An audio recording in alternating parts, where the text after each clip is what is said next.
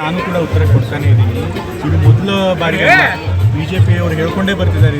MP election ಆದಾಗ ಹಿಂಗೆ ಹೇಳಿದ್ರು, ಮೂಡಾ ಕೇಸ್ ಆದಾಗ ಹೀಗೆ ಹೇಳಿದ್ರು, ಬದಲಾಗ್ಬಿಡ್ತಾರೆ ಅಂತ.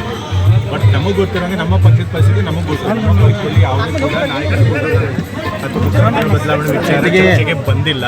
ಅದನ್ನು AICC ಸೆಕ್ರೆಟರಿಗಳು ಕೂಡ ಸುರ್ಜೇವಾಲ್ ಅವರು ಕೂಡ ರಣದೀಪ್ ಸುರ್ಜೇವಾಲ್ ಅವರು ಕೂಡ ಅದನ್ನೇ ಸ್ಪಷ್ಟನೆ ಮಾಡಿದ್ರು.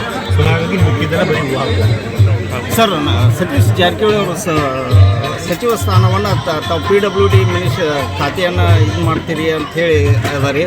ಇನ್ನು ಅವ್ರಿಗೆ ಯಾವ ಖಾತೆ ಕೊಡ್ತೀರಿ, ಏನು CM ಮಾಡ್ತೀರೋ ಏನಾದ್ರು ಬೇಕು? ನನಗೆ ಗೊತ್ತಿರುತ್ತೆ. ನಾನು ಸರ್ಕಾರ ಭಾಗ ಅಲ್ಲ, ನಾನು ಬರೀ ವಿಧಾನ ಪರಿಷತ್ತಿನ ಸದಸ್ಯರು. ಹಾಗಾಗಿ ಮುಖ್ಯಮಂತ್ರಿಗಳು ಸಂಪುಟ ವಿಸ್ತರಣೆ ಬಗ್ಗೆ ಆಗಲಿ ಅಥವಾ ಸಂಪುಟ ಪುನಾರಚನೆ ಬಗ್ಗೆ ಅದ್ರ ಬಗ್ಗೆ ಸರ್, RSS ಬ್ಯಾನ್ ಬಗ್ಗೆ ಏನು ಹೇಳ್ತಾರೆ ಸರ್ಕಾರ? ಈಗ RSS ಬ್ಯಾನ್ ಮಾಡೋದೇನು, ಸಾರ್ವಜನಿಕ ಸ್ಥಳದಲ್ಲಿ ಮತ್ತು ಸರ್ಕಾರಿ ಸಂಸ್ಥೆಗಳಲ್ಲಿ, ಶಾಲಾ ಕಾಲೇಜುಗಳಲ್ಲಿ ಅವರು RSSನವರು ಅಥವಾ ಯಾವುದೇ ಸಂಸ್ಥೆ ಆಗಿಲ್ಲ ಅನುಮತಿ ಇಲ್ಲದೆ ಚಟುವಟಿಕೆಗಳನ್ನು ಮಾಡಬಾರ್ದು ಅಂತ ಹೇಳಿದ್ದಾರೆ.